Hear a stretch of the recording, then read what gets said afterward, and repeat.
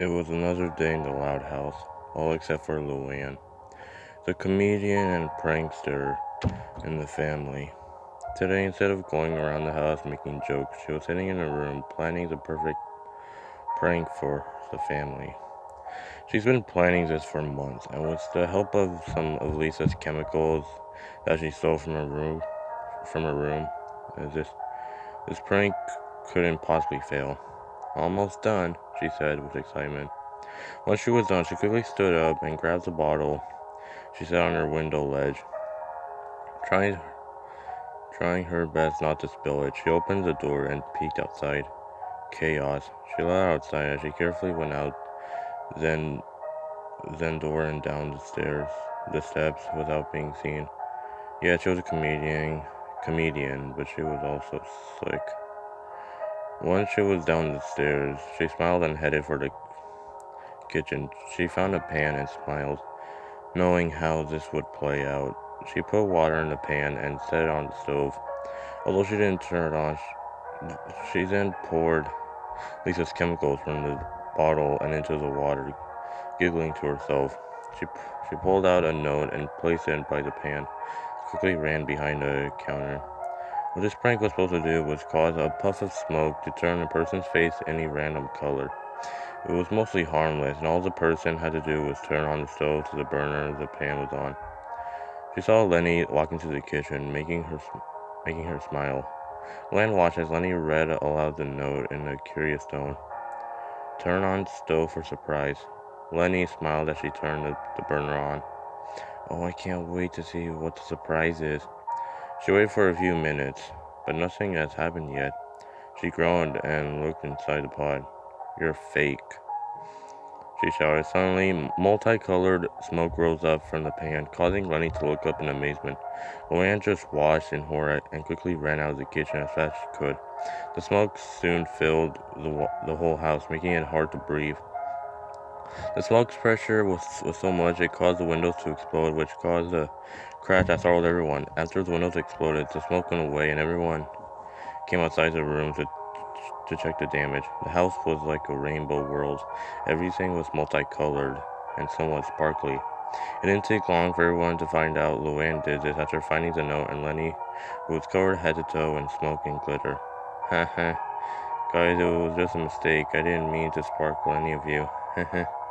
Looked around the room nervously, but everyone had hate in their eyes.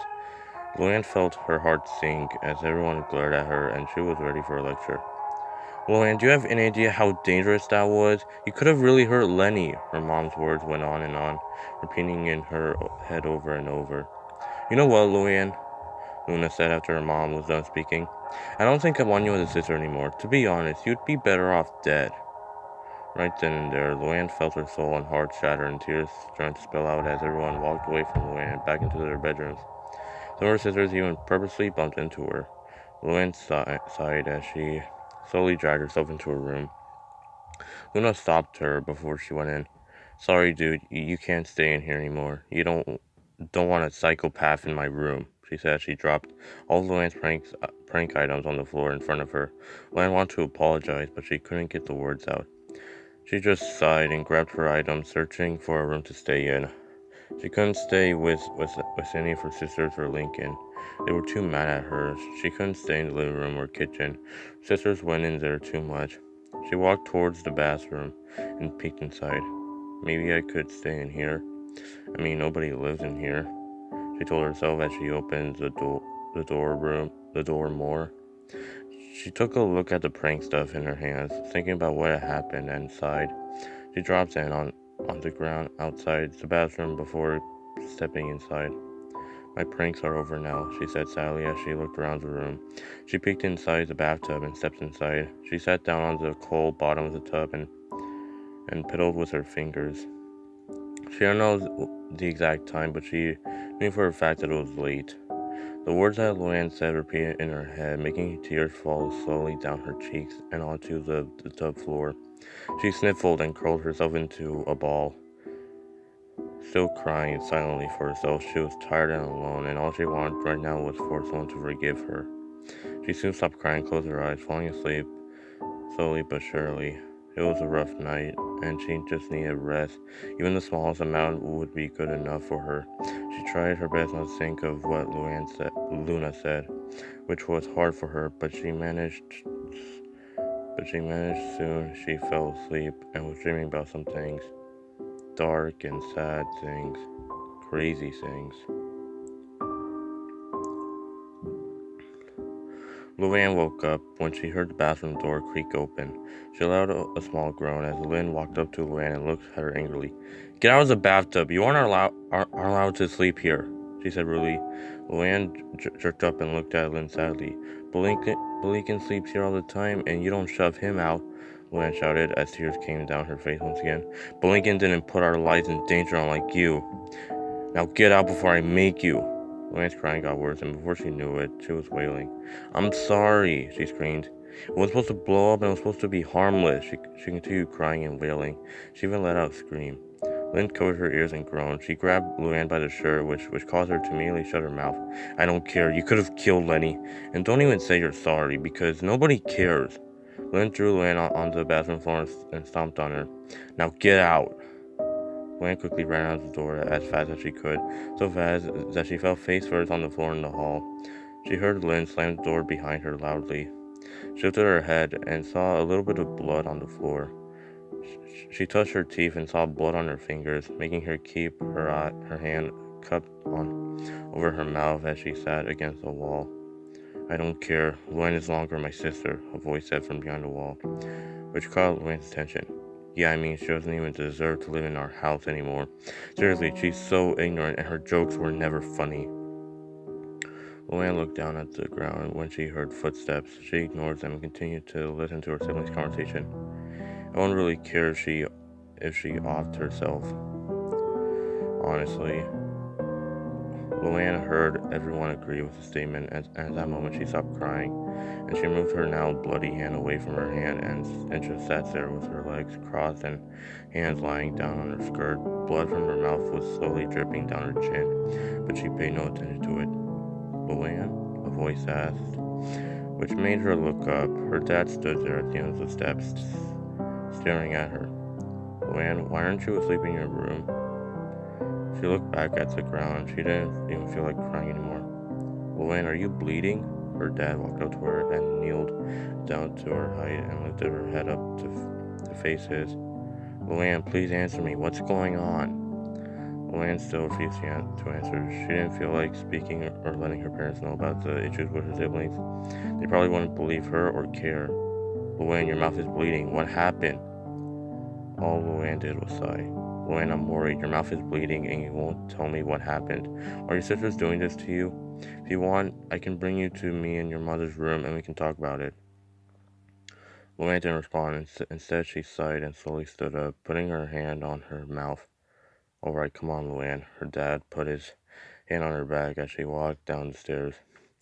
Once she was down the stairs, she walked into her parents' room with her dad right behind her.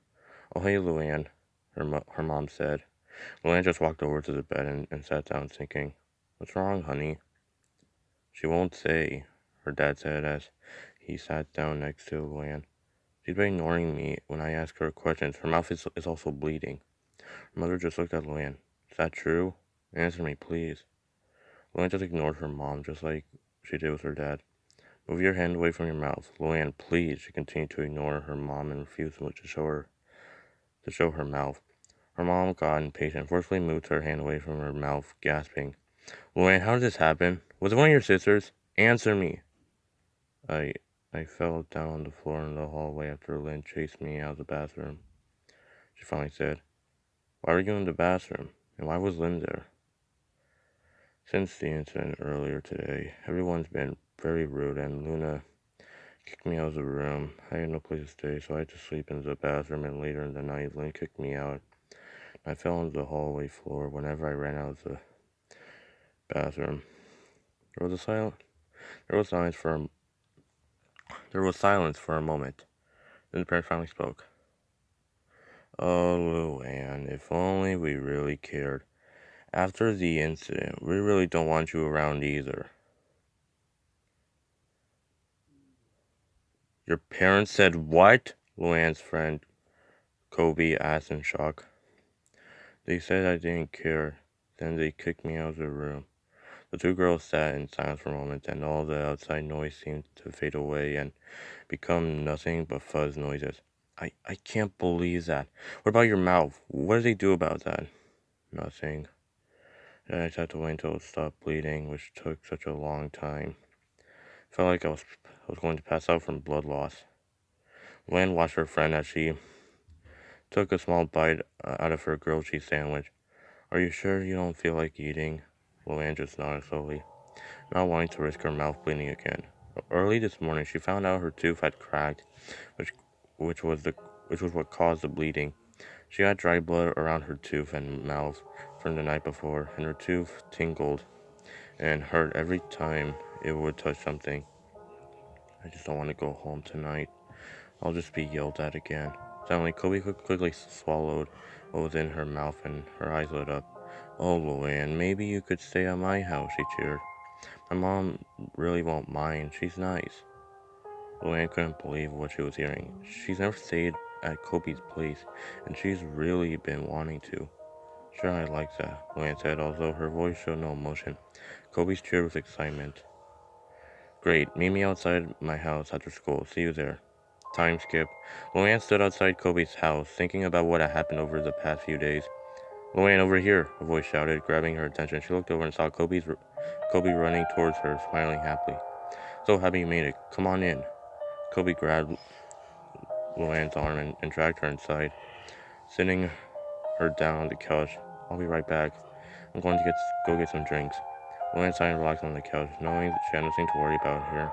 She closed her eyes and took a deep breath. When her phone went off, she was startled by the beep and jumped a little bit forward, hesitantly grabbing her phone. She slid down the notification bar and gasped when she realized that it was what it was. A text from Luna. She gulped and tried to click the notification. Although it was hard with shaky fingers, when she clicked it, her text messages opened up, revealing her latest conversation. Luann, where are you? You're supposed to be home a while ago. Are you avoiding us? Oh, you're gonna be in big trouble. Luann didn't respond. She just clicked off her phone, but it kept on going on. She soon got really annoyed and checked the messages. One from Lori. Stop avoiding us and come home. Mom and Dad are really angry enough. Must I say much else? Come home now. Another from Lenny. Come home before we go and get you. Wait, where are you exactly? And lastly, one from Lincoln. Hey, where are you? Mom and Dad aren't happy. They really want you home. I can't understand if you don't want. I can understand if you don't want to come home. You'll just get hated on again. If you need to, you can sleep in my room with me. She said. She sighed. Kobe came back in with 2 cups of hot chocolate. I really didn't know what else to give you since your tooth was cracked, so I made us some hot cocoa. Luann just stared blankly at the wall, thinking she could have sworn by now that her heart had stopped beating and that she was just living as a ghost. That was internally suffering. Suddenly, there was a bang on the door, and then it flung open, revealing Luann's parents and her siblings. You seriously thought you could do this? Her mom shouted.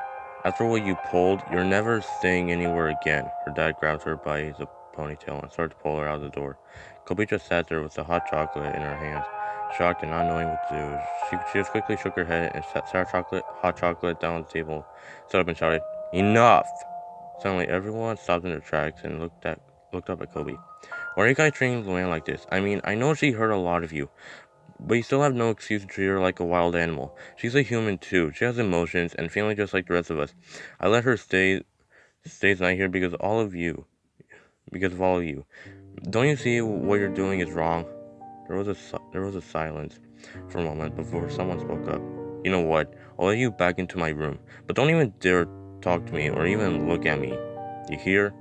Luna said. All Luann did was nod. Then everything went back to before Kobe spoke. Her dad dragged Luann into the car, and the rest of the siblings got in. Then they drove off. Luann was forced to sit in the very back, and to her surprise, it was quiet back there. On the way home, Luann just sat there thinking about twisted things such as killing one of her siblings, or maybe all of them, and how happy she would be with them dead. Luann was sitting on her bed by herself, piddling with her fingers. Luna was in the garage playing her guitar and left Luann in the room. A sudden thought popped into her head, a gruesome one that had made her feel something strange, like she once see it happen. She hopped off her bed and walked down to the kitchen, ignoring everything around her. A part of her didn't want to do this, but the other part wanted to, and it's as if that part of her took control over her mind.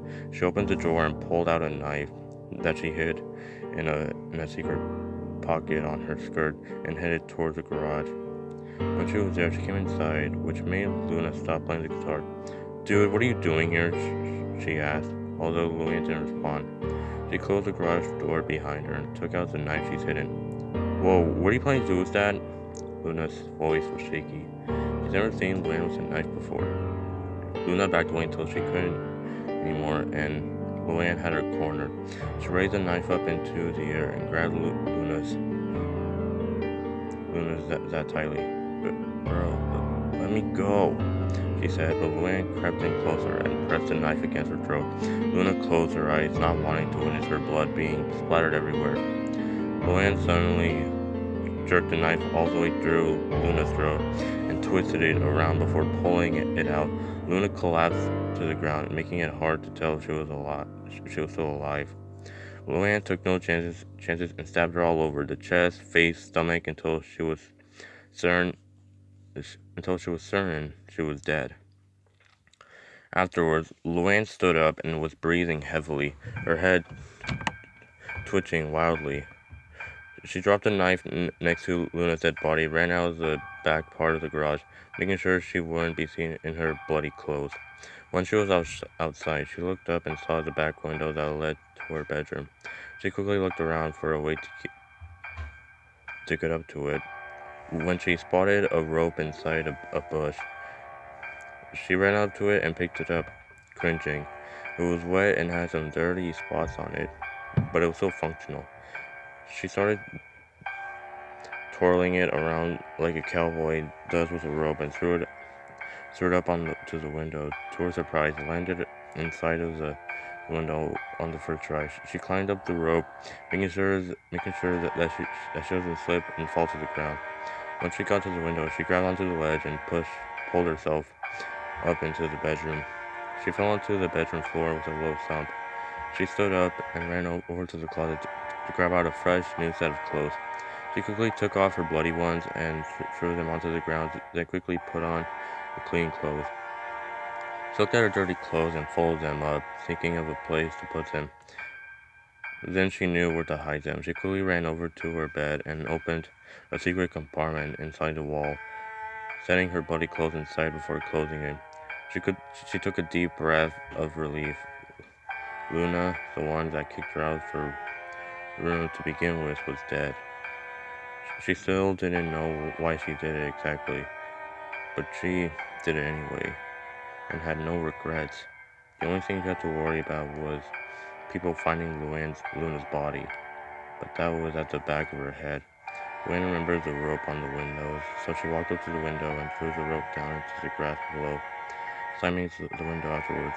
She let out a yawn and stretched her arms before walking back to her bed and covering her face up, falling asleep. But not once did she think about Luna or the murderer. There was loud piercing screams that woke up everyone in the loud house up. Guys, you won't believe this. Luna is dead," Lynn shouted at the top of her lungs. Everyone was mumbling things, not sure whether or not to believe her. "Don't believe me. Come look." Lynn ran outside and into the garage in order to show what had happened. Everyone stood there in shock and in tears. Luna's body lied on its back, limbs twisted in different directions. Her eyes were closed and her mouth was barely hanging open, but everyone could see the misery on her face. There was a hole in her throat, leaving a pool of blood on the ground that was around her head and where the stab wound was. Her clothing was ripped up, making it look like she got them from a garbage can. Her guitar was next to her body. It was beaten up and had a few loose strings that were hanging in the air. Although Luann appeared to be sad, She was actually faking her sadness, and in reality, she felt empty inside. No happiness or sadness, just emptiness. Who, who would do this? Luann's mom, Rita, screamed. And most importantly, why? What did she ever do to deserve this? She clasped her knees and started crying uncontrollably. All the sisters and Lincoln stood there in shock. They didn't know what to do or say. Even Lucy was standing with them in shock. Luann wasn't sure, but she was positive she saw a ghost rise from Luna's dead body and glare at her evilly before disappearing. Rita quickly dialed 911 to report Luna's death to the police. Luann remembered the knife that she had set next to Luna, although she didn't worry because she already had something planned. When nobody was looking, Luann quickly slipped on a pair of gloves she hid in her skirt and picked up the knife. She walked up behind Lynn, who was farther away from everyone and sitting right outside the garage.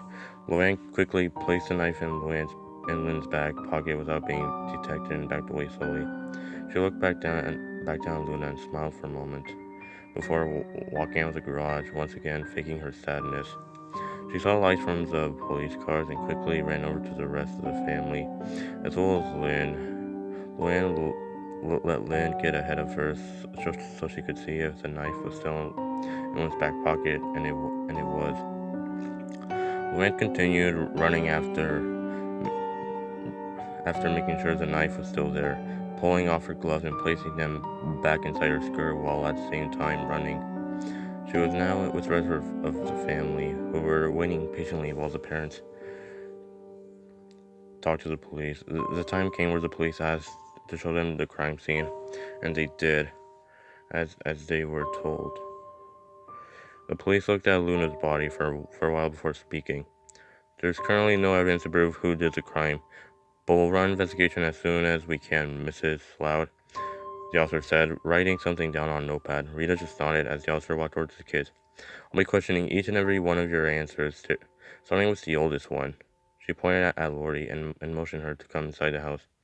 Come on now, the officer said. Standing by the door, Lori quickly walked up to him and followed him inside the house.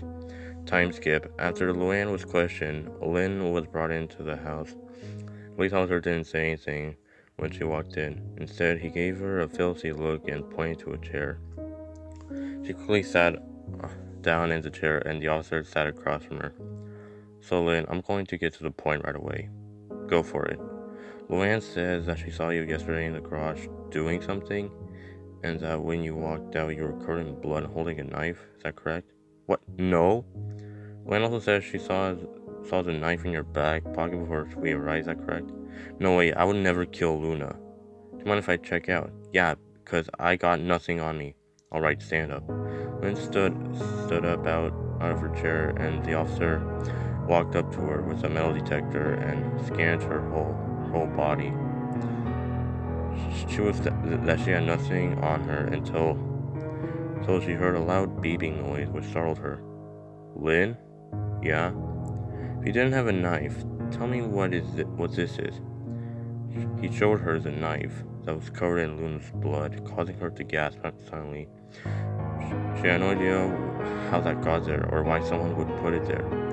Whoa, I never put that there or murdered Luna. Please, officer, you need to understand. It's too late for understanding. Lynn, you're guilty.